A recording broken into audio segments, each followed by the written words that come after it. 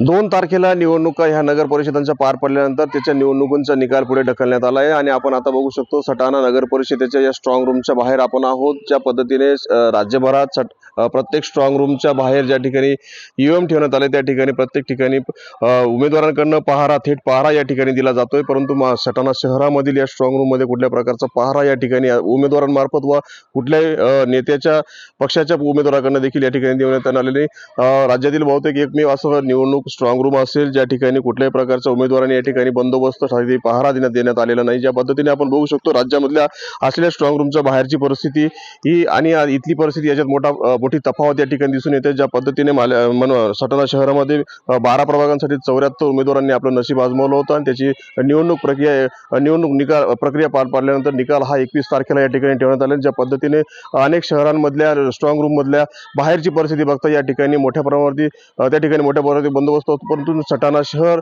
या ठिकाणीला कुठेतरी परिस्थितीला अपवाद असल्याचं समोर दिसून येत आहे। मनोज शेवाळे, मराठी, सटाणा।